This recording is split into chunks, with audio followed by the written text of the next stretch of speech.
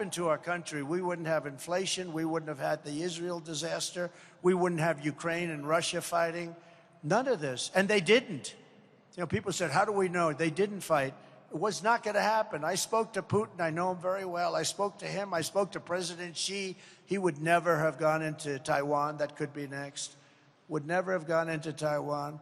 And we wouldn't have inflation because our energy prices were low. Energy caused inflation, and energy has destroyed many families. It's, you know, energy is considered very strongly, energy is considered a country killer. If you look back over history, 200, 300 years, anytime there's inflation, countries die.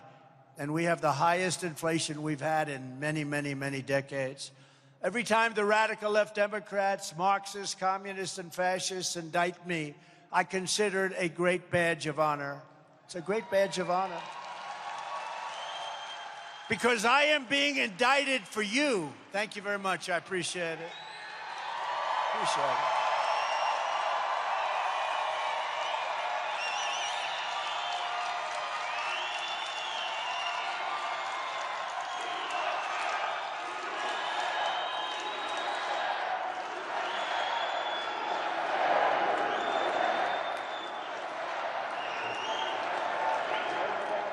I don't know, I hear different stories. Did anybody ever hear of the great Alphonse Capone? Al Capone, great head of the mafia, right? Mean Scarface. He got a scar that went from here to here, and he didn't mind at all, but he was a rough guy. Now, I heard he was indicted once. A couple of people told me a few times more. But I was indicted 4 times, and Al Capone, Alphonse.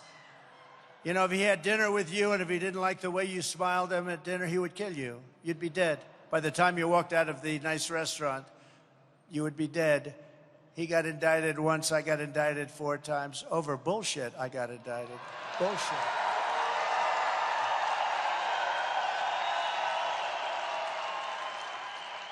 I got indicted over election interference so they could try and damage me. And something happened that nobody's ever seen before. My numbers went way up because the people get it. And I believe they'll check this for me, but I believe that they'll find that I'm probably the only person in history that got indicted and the numbers went up. I can't imagine. When you get indicted, I've seen it many times. If you're a politician, you get indicted, you announce, I will be resigning office. I will go home to my family and I will fight for my name. That's it. That's the end. You never hear from the guy again. That's the end of it. But with me, I let it be known how fake this stuff is. It's so fake. These people are sick. These people are sick. And they're willing to fight dirty, and they're willing to do dirty elections and everything else necessary. Never forget, our enemies want to take away my freedom because I will never let them take away your freedom. That's what I do. They want to silence me because I will never let them silence you. And in the end, they are not after me. They're after you. And I just happen to be standing in their way. I am in their way. I always will be. This is far more than a campaign. This is the greatest political movement in the history of our country by far. Nobody even challenges that. The fake news back there, oh, there's a lot of news back there.